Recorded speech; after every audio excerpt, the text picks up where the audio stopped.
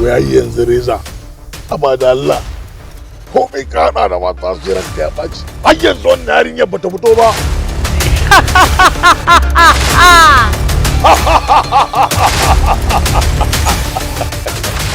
Dole Nadiya ta shigo hannuna wannan kara.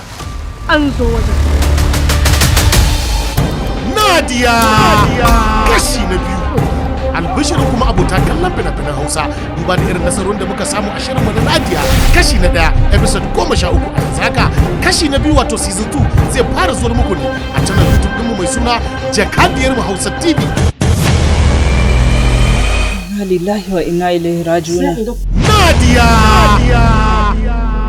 abin da kika kin kyauta kenan to Allah ya toni asirinki na gano da idanuna.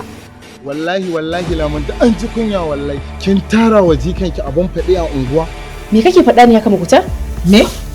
Da Allah ki bari kar ki bata mu wasu. Har yanzu ashe dan da gaske ma tana nan a raye.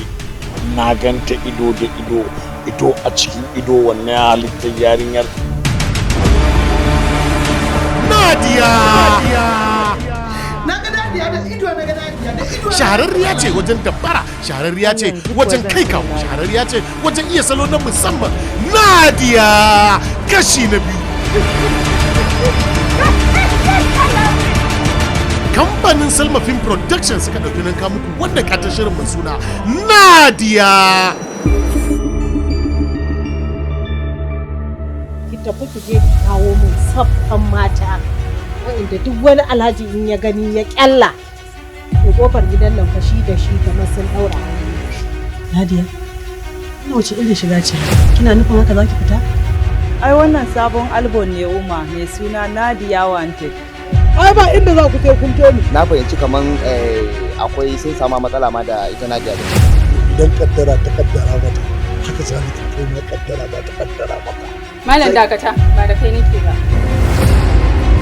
Nadiya mashirin shirin Saifullahi Yusuf, daukar nauyin shirin Hajiya Maryam USB, mataimakin mai bada umarni Muhammad Aminci, bada umarni mace ɗaya tilo ɗaya a masana'antar Kannywood ta bada umarni a wannan shirin mai suna Nadiya. Salma Ismail Chia Lady ita ce ta bada umarni a shirin Nadiya.